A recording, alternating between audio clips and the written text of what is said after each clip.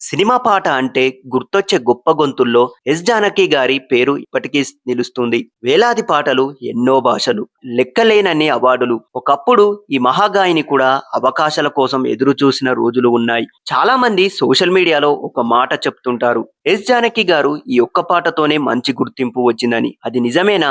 ఏ పాట అది? ఆ పాటకు ముందు జానకి గారి ప్రయాణం ఎలా సాగింది? ఈ వీడియోలో మనం తెలుసుకుందాం. 1950 చివర్లో తెలుగు సినిమా పరిశ్రమలో ఘంటసాల గారు, పి సుశీల గారు వంటి గొప్ప గాయకులు తమ ఆధిపత్యాన్ని కొనసాగిస్తున్నారు. అలాంటి సమయంలో ఒక కొత్త గాయని ఇండస్ట్రీలో అడుగుపెట్టడం అంత సులభం కాలేదు. 1938 ఏప్రిల్ 23న ఆంధ్రప్రదేశ్లోని గుంటూరు జిల్లా పల్లపట్ల గ్రామంలో జన్మించిన శిష్ట శ్రీరామమూర్తి జానకి చిన్నప్పటి నుంచే సంగీతంపై అమితమైన ఆసక్తి పెంచుకున్నారు. ఎలాంటి పెద్ద సంగీత విద్య లేకపోయినా విన్న పాటలను అద్భుతంగా పాడే ప్రతిభ ఆమెకు సహజంగా వచ్చింది. ఆ తర్వాత కుటుంబ సభ్యుల ప్రోత్సాహంతో చెన్నై చేరుకున్న జానకి గారు ఏవిఎం స్టూడియోలో గాయనిగా అవకాశం కోసం ప్రయత్నించారు. మొదట్లో చిన్న చిన్న పాటలు, కోరస్ సింగర్ గా మాత్రమే అవకాశాలు వచ్చాయి. ఆ సమయంలో ఎవరు ఊహించలేదు, ఈ అమ్మాయే భవిష్యత్తులో భారతదేశం చూసిన ఒక గొప్ప ప్లేబ్యాక్ సింగర్ లో ఒక్కరిగా నిలుస్తుందని. జానకి గారి జీవితాన్ని మార్చేసిన ఒక్క పాట కాదు, చాలా మంది.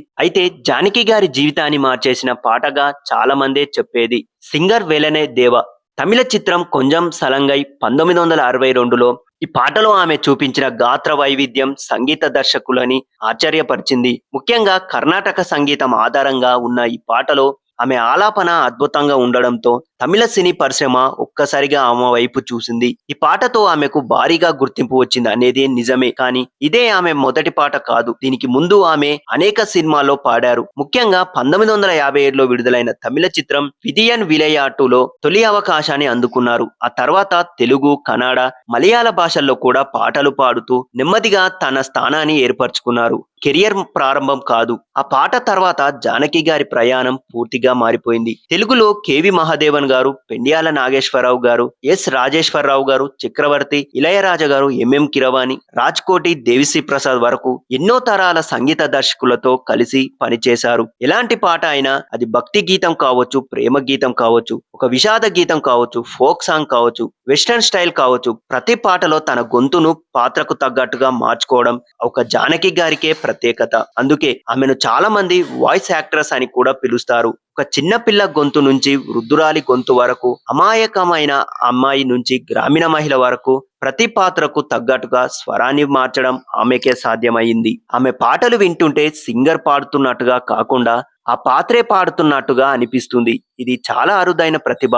అందుకే ఆమెను భారతీయ సంగీత ప్రపంచం ఎంతగానో గౌరవం చూపింది. జానకి గారు దాదాపు 17 పైగా భాషల్లో పాటలు పాడారు. ఆమె పాడిన పాటల సంఖ్యపై వేరువేరు అంచనాలు ఉన్నప్పటికీ వేలల్లో పాటలు పాడిన గొప్ప గాయనిగా గుర్తింపు పొందారు. ఆమెకు 4 సార్లు జాతీయ ఉత్తమ గాయని అవార్డు కూడా లభించింది. అలాగే అనేక రాష్ట్ర ప్రభుత్వ అవార్డులు, జీవిత సఫల్య పురస్కారాలు అందుకున్నారు. 2013లో భారత ప్రభుత్వం ప్రకటించిన పద్మభూషణ్ పురస్కారాన్ని ఆమె వ్యక్తిగత కారణాలతో స్వీకరించలేదు. ఈ నిర్ణయం అప్పట్లో దేశవ్యాప్తంగా చర్చనీయాంశం అయ్యింది. అయితే అవార్డులు వచ్చినా రాకపోయినా ప్రేక్షకుల గుండెల్లో ఆమె స్థానం మాత్రం ఎప్పటికీ మారలేదు. జానకి గారి గురించి మరో ఆసక్తికర విషయం ఏమిటంటే, ఆమె తన కెరియర్ లో వేలాది పాటలు పాడినా ఎప్పుడూ ప్రచారం కోసం పరుగులు తీయలేదు. మీడియా ముందుకు కూడా చాలా తక్కువగా వచ్చేవారు. తన పని తన పాట అంతే, అదే ఆమె వ్యక్తిత్వం. అందుకే నేటికి కొత్త తరం సంగీత ప్రేమికులు కూడా ఆమె పాటలను వెతికి వింటుంటారు. ఇప్పుడు అసలు ప్రశ్నకు వస్తే, ఎస్ జానకి గారికి ఈ ఒక్క పాటతోనే గుర్తింపు వచ్చింది.